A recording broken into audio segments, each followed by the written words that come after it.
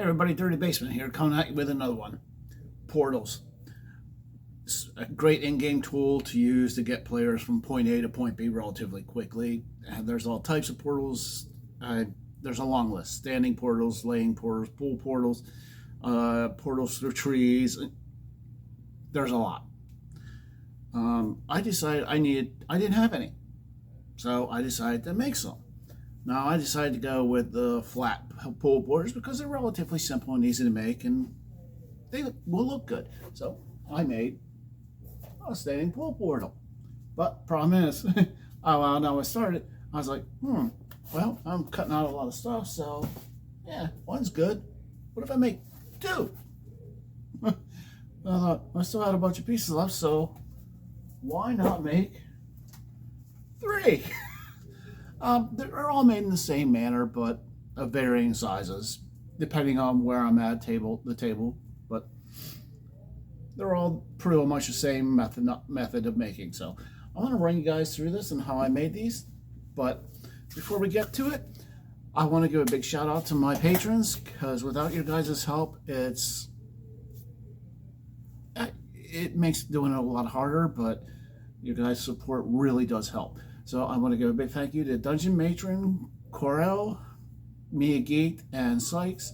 You guys' help is greatly appreciated, and I can't thank you enough. So let's get to it.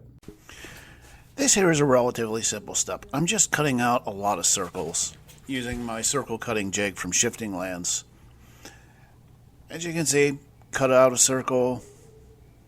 I think I cut this roughly to 5 inches, maybe a little less. Then go in about a half inch or so and cut a circle again. And I'm just going to repeat this step until it gets too small to really want to be bothered with anymore. Now, these circles will help out in later steps, and you'll see why. But I'm making 3 different portals, so of course they need 3 different sizes. And I just want to continue to cut down and make circle after circle after circle.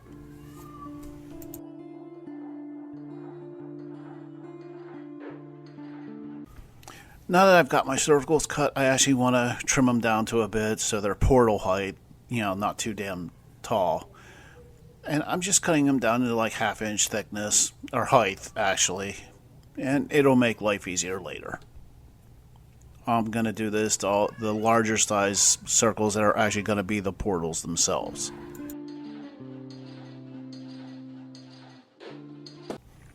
Now this is a relatively simple step. I want these to be complete circles and not have that split there, so I'm just hot gluing them together.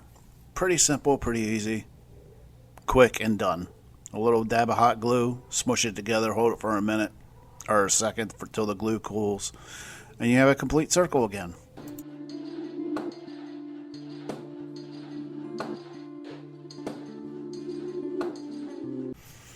Now here is why I cut all those extra circles out, because I wanted to add a little something extra to the portals themselves, just to give them a little extra something.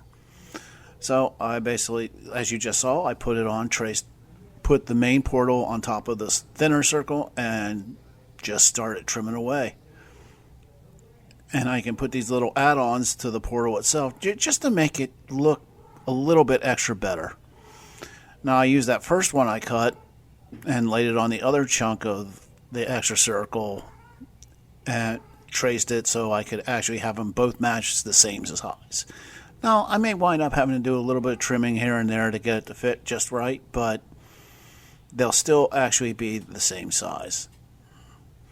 But after that, it's just basically a matter of a little bit of hot glue, and we have actually kind of a cool looking portal rather than just, hey, it's a circle.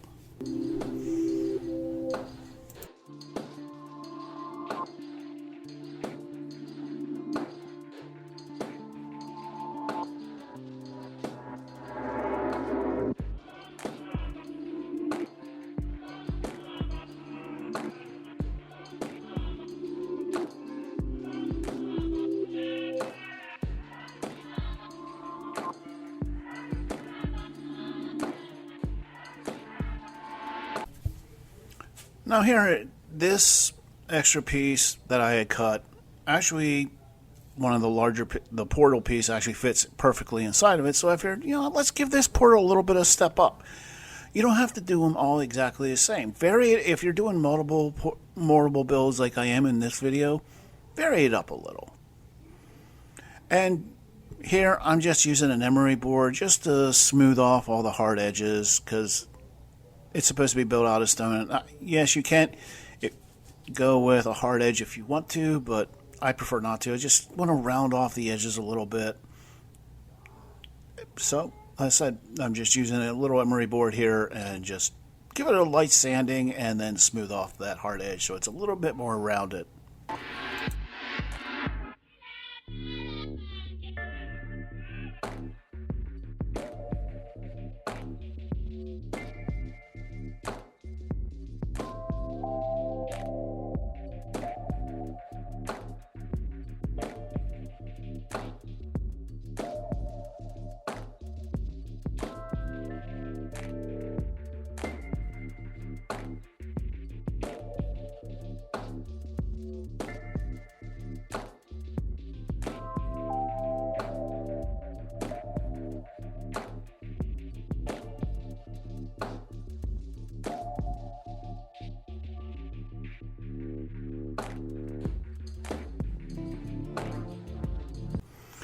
Now here I actually want to put in like a stone block pattern, and I'm using the dull side of my X-Acto blade here just to give a basic trace of where the seams are going to be, and then I'll go back over with my pencil and make that a little bit wider. I didn't want to cut into the foam because it's a little bit delicate, so I just didn't want to make any more gouges than I had to, so that's why I went with the dull side, just to get the pattern as a guideline for the pencil afterwards. And that's what I'll do with the rest of this. I'll just basically put out what are the seams for the blocks and go back over with the pencil.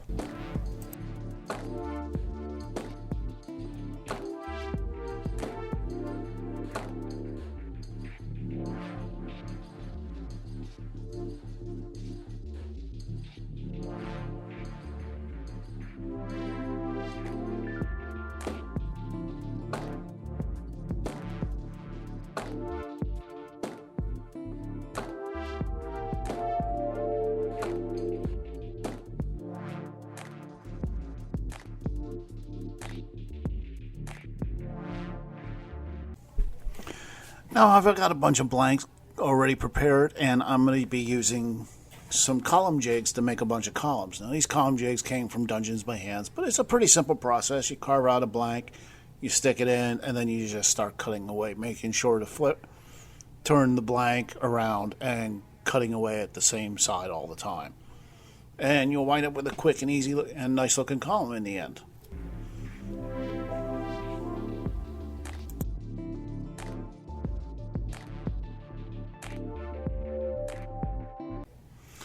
Now, for these columns, I wanted to use them, but I thought they were kind of a little bit plain. So I decided I needed to doctor them up a little bit. I cut a couple extras, 2 extras, so I could cut them up and trim them down, because I wanted to add a little bit of extra to the sides of these columns. And I figured, why not I just add a smaller section of the column itself? So I'm, like I said, just slicing down, trimming it down so it'll actually fit on the side of the original, of the main column, and just checking it, making sure this will fit. And here you can see I'm marking the side so I know which side I don't want to trim off. But again, this is just a matter of checking until it's actually, yeah, that looks good. Now I'm going to start trimming the small thin strips, put it on the side, test it out, see if it looks good. And I'm going to trim it off of these so it fits on all 4 sides of the 4 columns for this particular portal. Now, something else I wanted to do, give these columns a little extra something. I wanted to make it look like it's not one solid piece, and just kind of like put a segment line where different pieces meet, just to give it a little extra something. I wanted it to look like it's built in pieces and not just one chunk. Now that I've got all my extras for these made, I'm going to actually start gluing them on, and these columns will look all that much more better for me doing this. It's a relatively simple step. Slap on some tacky glue and then just put it in place and let it dry. Do that a bunch more times and you'll have a really nice set of looking columns that otherwise, while look nice, were kind of eh. Unfortunately, I forgot to record me cutting these tiles, but it's 1 inch by 1 inch by 1/8 inch thick. Right now, I'm just rounding off the corners because I want to round it off at corner there for the tiles. That's the look I'm going for these. I'm just using a emery board or fingernail sander or whatever they call them, but just a quick light sanding and takes off the sharp edges, and I'll get my rounded off corners just like that. Okay, I actually want these bases to be on 1/2 inch foam, and I don't have any 1/2 inch, so I'm just cutting down this 1 inch foam down into 1/2 inch thick chunks to use. It's a pretty simple process, though I am limited to 5 inches wide because of the Proxon. Now that I've got two pieces glued that I hot glued together for the base of the actual portal, I want to do a diamond pattern grid instead of a standard grid, if it makes any sense. So I'm just cutting out some guidelines for my tiles, 1 inch, and you don't have to put out the whole thing. You just need a couple that you need to I'm laying out just to get me started, and then the rest will take care of itself. Probably didn't even need to do 2, but I wanted to get 2 done. And now it's just a matter of slapping down some tacky glue and then slowly placing them. I went with tacky glue on this instead of hot glue because, just in case I had to make some minor adjustments, the tacky glue will give me the time that I need. The hot glue, I wouldn't be able to adjust it if I was off by a little bit, which can happen.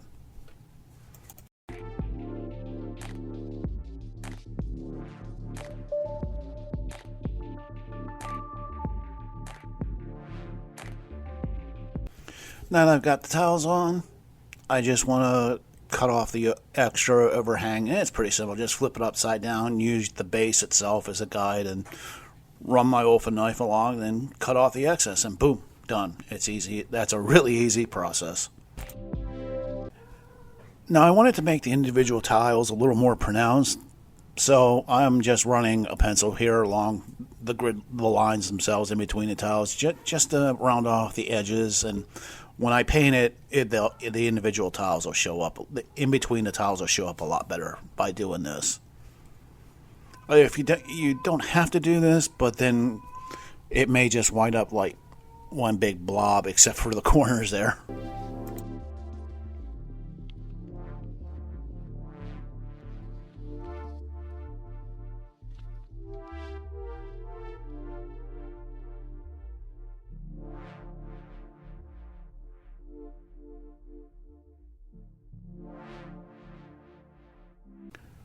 And here I'm just using my emery board to round off the hard edges on the sides, just to give it a little more round off appearance instead of a hard edge, like I did with running the pencil in between the grid lines. I decided I wanted to have some like dirt and grass and stuff coming up to the side. Plus, I needed a place to hide the battery pack eventually. So I'm taking some of the 1/2 inch foam that I cut up and just hot gluing along the side edges or the sides of all around the actual where the portal is going to be going. It's just a matter of finding a piece that fits kind of well or close enough, and then hot gluing it in place. But making sure to leave one corner open for, you'll see in a future step why.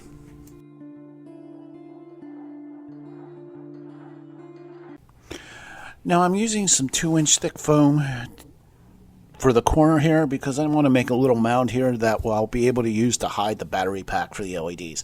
The battery pack I'm using is from the LEDs is a LED string light from the Dollar Tree that I got, but it has a battery pack that requires 2 AA batteries, so it's got a little size to it, and I want to add something that'll hide the battery pack itself, at least from mostly from view.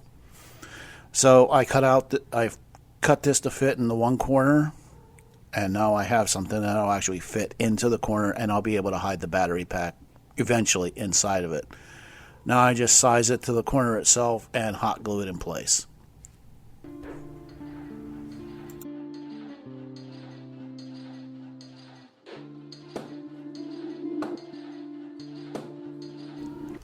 I wanted to give the tiles a tiny bit of texturing, so I'm just giving them a light texturing with the foil ball.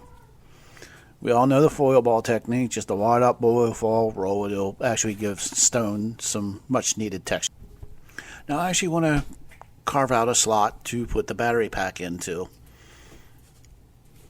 And you see here I'm just tracing the width and the depth of it, just to make sure when I actually start carving out the slot for the battery pack, I'm actually cutting it to its size. And I want to go for a little bit of a slightly snug fit, just to make sure that it's not loose or anything like that. If you decide you don't want to glue the pack in, that's fine, but the snug fit is a necessity for that. I, however, will actually be gluing it in place. But this is relatively simple. It's just following along the guidelines that you drew and cutting it to depth and then cutting small chunks out. It may be a little monotonous, but all in all, it's relatively easy. Not that difficult to do. It's just making sure you don't cut into other chunks of foam or your fingers. So, relatively simple and easy to do, just cutting out a place to actually place the battery pack to hide it, so it's not visible to your players.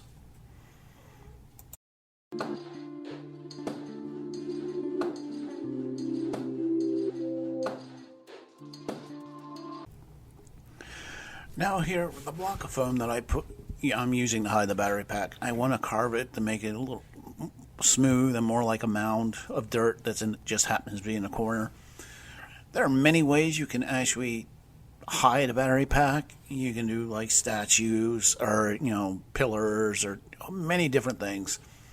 I'm just going with like a little bit of a raised mound of dirt just to make it blend in more to what's going to be surrounding the portal itself. For me, it was the quickest, simplest, and easiest way to hide the battery pack. But again, I'm just trying to smooth it off, transition as much as I can without cutting into the slot that I made for the pack itself. And there's a little gap hole from when I did cut the battery pack slot in, and I want to cover it up with a small piece of foam.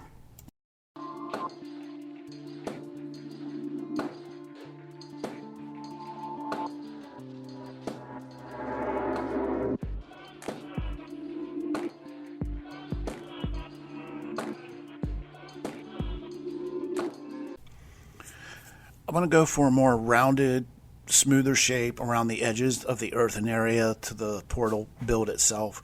So as you can see, I traced the pattern and now I'm trimming it away at an angle.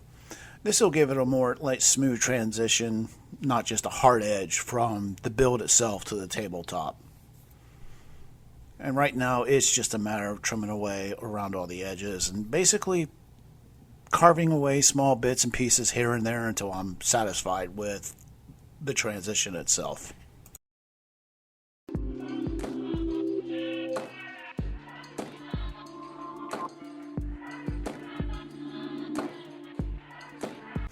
I want to add a bunch of random rocks just sticking out of the ground, so I'm using pine bark nuggets, and I'm cutting them at an angle. So like I said, I want them just kind of like jutting out of the ground. So cutting them at an angle like this will actually make them look like they naturally just started popping out of the ground, and that's the look I'm going for.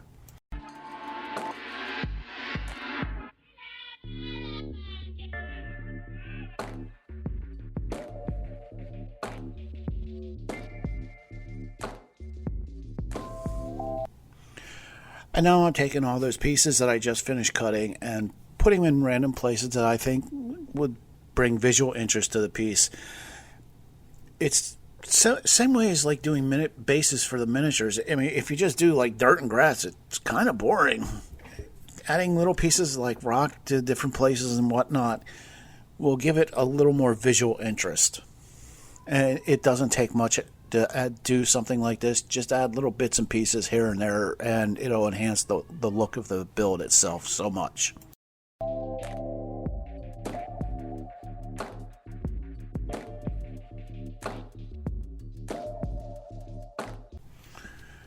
I'm going to use one of my favorite items to use, Sculpt Mold. It's basically paper pulp and plaster of Paris mixed together. I've seen people make their homemade version. I don't bother. I just buy the actual Sculpt Mold.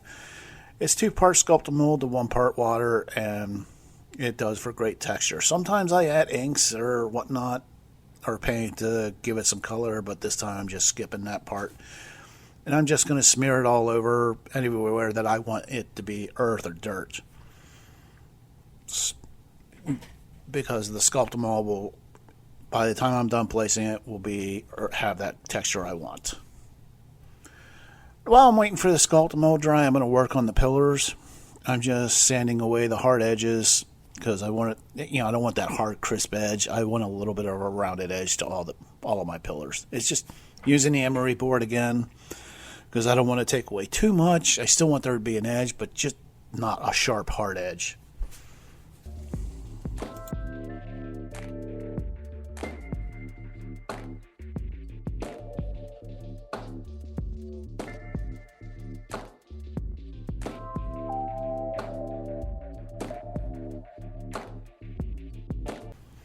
And now I want to add some light texture to the stone pillars. Again, using the foil ball technique, not going into heavy or hard, just really light, just enough to add a little bit of texture to the pillars. Just to give it a tiny little bit of extra to make it pop a little and look a little bit better.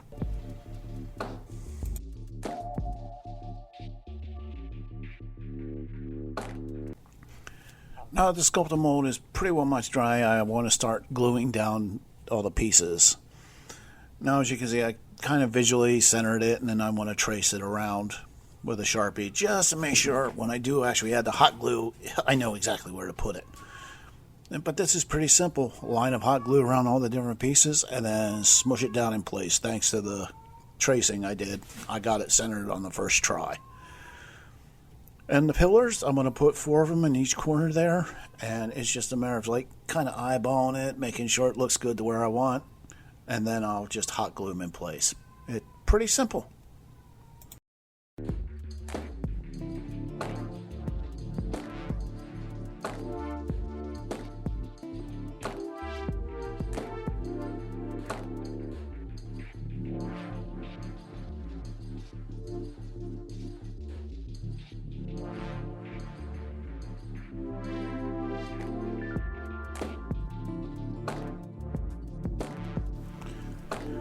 Now, I'm actually hot gluing in all the seams here because I'm going to be adding a liquid, some epoxy later, and I want to make sure there's nowhere for it.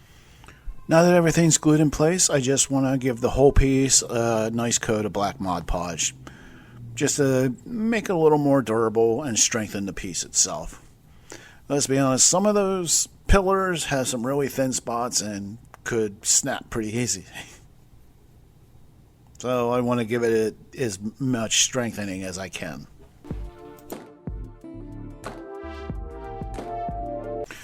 I'm going to start adding some color. I'm basically using a triad method, a dark, a base color, a mid-tone, and then a highlight.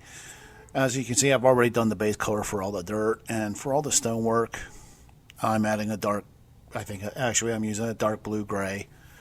That's my go-to for my base coat for any stonework, but like I said, use a dark, mid-tone, and highlight. Pretty simple.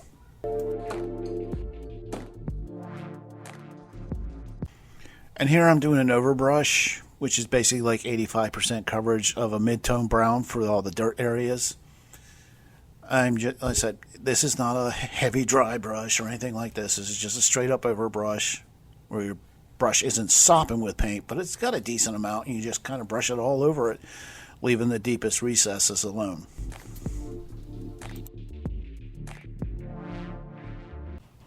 Now, before I add the mid-tone to the stone areas, I want to add some random spots of different colors. Natural colors, browns, oranges, yellows. Some people call this leopard spotting. I like to call it clown puke because when you're done, it looks like a clown puke. But this is just to add a little bit of extra visual interest once you're done painting. These colors won't show up too well, but they will be there, and it'll just add some visual interest. And as you can see, it looks like a clown puked on it. But now that I've got that all done, I'm doing the overbrush, or the mid-tone, which is a medium gray, for just all over all the different stone areas. The tiles, the pillars, the portal, and the stones that I have in random places.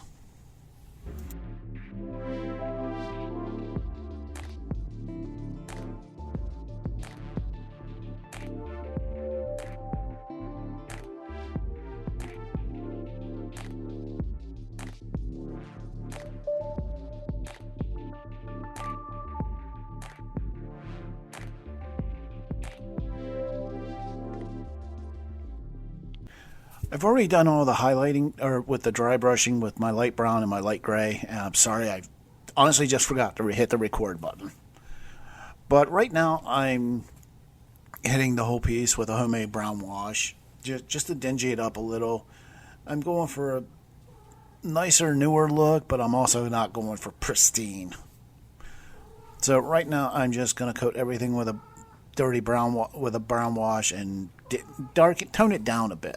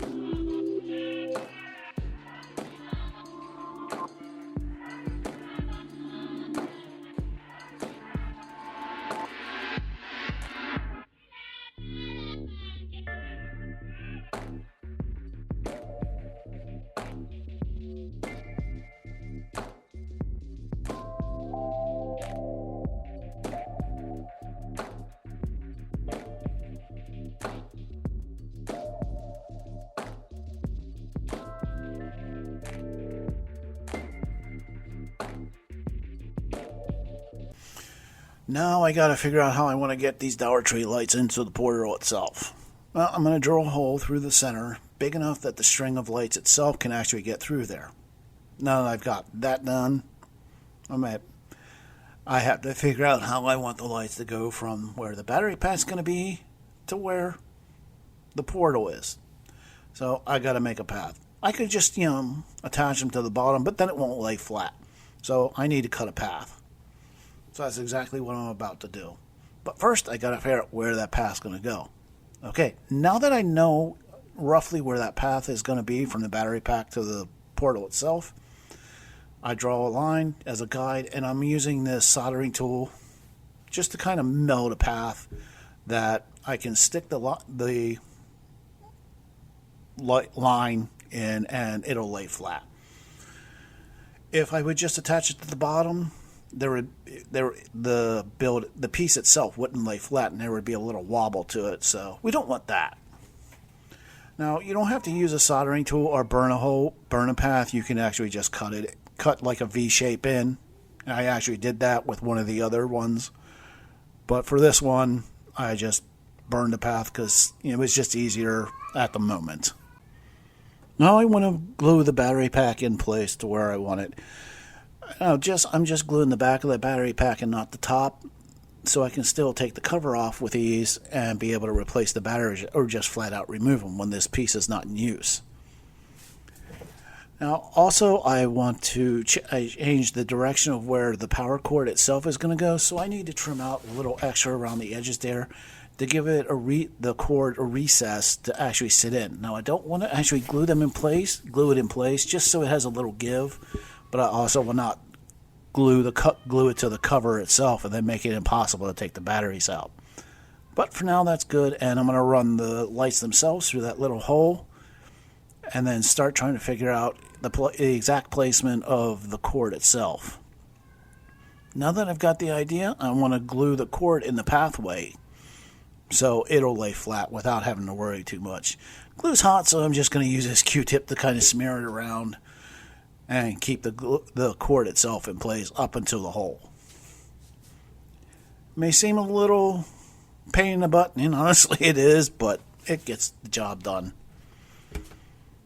Now that I've got that done, I'm going to flip it over, test it. It still works. And I want to put a dab of hot glue in the hole where the lights came through to prevent leaks later on. And right now I'm just basically twisting the lights itself around the edges of the portal itself. And just go round and round and occasionally put a spot of hot glue to hold it in place. Otherwise it would be a big springy mess, so it'll just continually pop up. So just keep going round and round and round until I get all the lights in.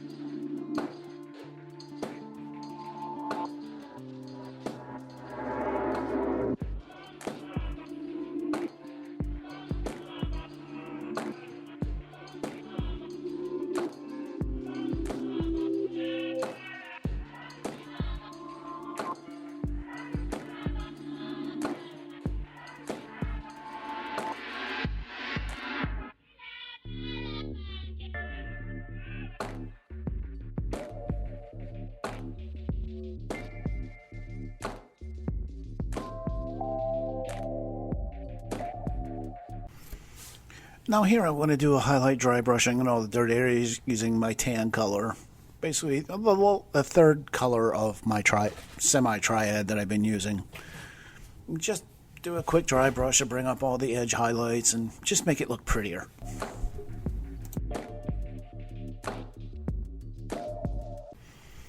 And here I want to actually use a really light gray to bring up all the edges and dry brush all the stonework and all the tiles, the columns, and all the stone. And the same as before, just bring up the edge highlights and make it look pretty. Now let's start adding some liquid goo. I'm using 5-minute epoxy that I got at the Dollar Tree. I'm going to basically squirt in the epoxy into this little mixing cup. And I'm also going to mix in some drops of a translucent ink and also an equal amount of isopropyl alcohol to the epoxy. And then I'm just going to stir. And thanks to the alcohol, it's actually going to flow a lot easier than it would without it. Now, you are going to have to do this in several layers, because with the 5-minute epoxy, if you pour it in too thick, it will boil and bubble up, and just it'll look like garbage. But this is a small pour, so I'm just using the 5-minute epoxy. Now I wanted to try a little experiment and put some light green ink in there, and just did some swirls on this first layer. Maybe get like a swirl pattern. It looked cool initially, but once it hardened and dried, it just kind of lost its luster, so I skipped this step. Okay, as you can see, I'm using red for this particular portal, but the translucent ink wasn't diffusing the light enough for my taste, and it also wasn't covering up the copper wires from the LED lights.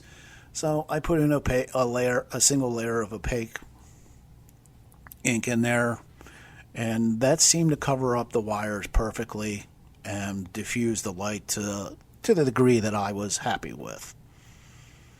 The same as before, just kind of swirl it around till it actually gets everywhere. And side note advantage, subsequent layers were brighter, so it worked out well.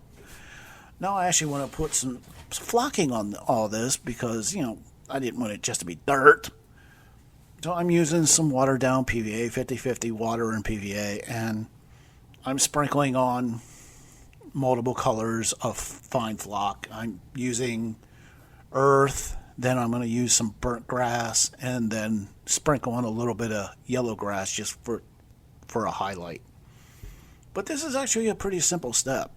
It's just a matter of putting the glue down and then sprinkling on the flocking. Now, you can pre-mix your flocking or use a pre-mix batch and then just kind of like dump it on. This is just my personal preference of how I like to do it.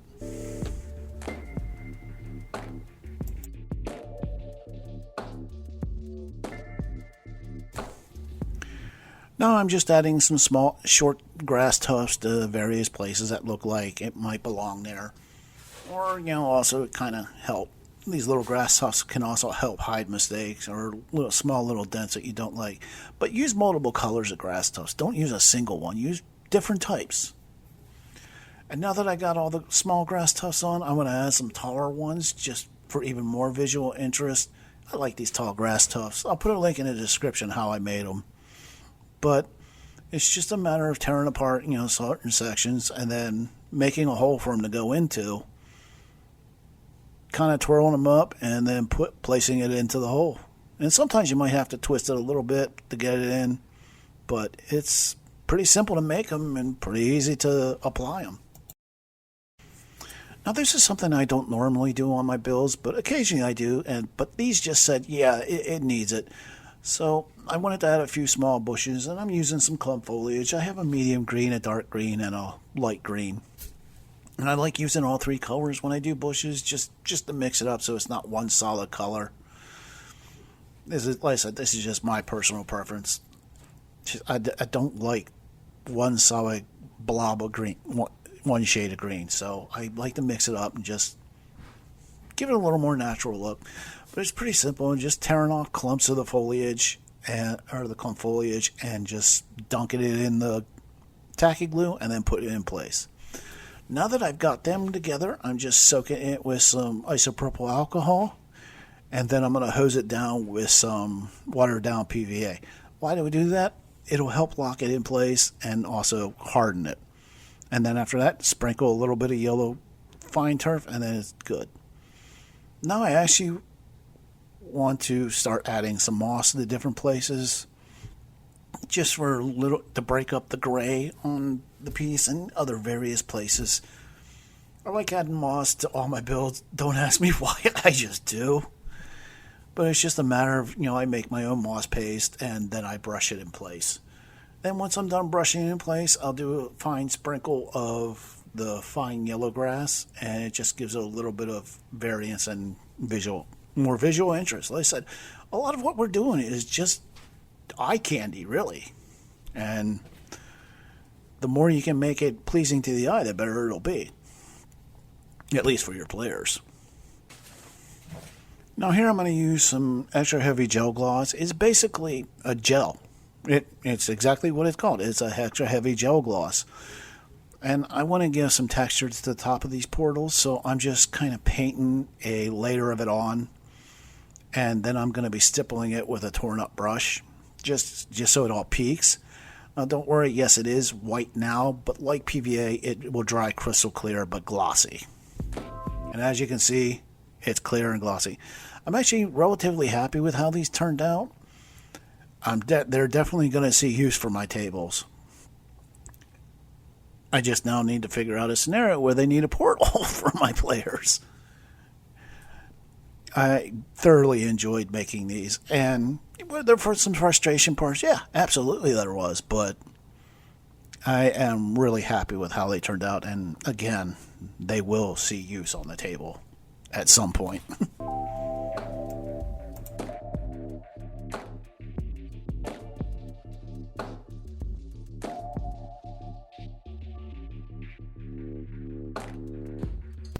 Hey everybody, if you made it this far, it means you're watching in. As always, I appreciate it. If you like the video, hit the thumbs up. If you want to see more, click subscribe and hit the bell notification. I'm always going to be releasing videos. So it may take a little bit for me to get out, real life and all that, but they are coming out. If you want to help out the channel even more, there's a link down below to the Patreon. That would really be appreciated as well. As you can see, portals are a very useful little piece of terrain, and they look good on the table, and it is a very easy way for a DM to get their players from point A to point B really fast if they need to. So I hope if you guys make some, come to the Discord, like I said, link down below, and post some pictures. I would love to see what you guys make. I would love to see anything you guys have made. I really would. So come to the Discord and post pics. But as always, guys, when you're making your own terrain, there's only one person you got to worry about, and it's you, because it's your terrain.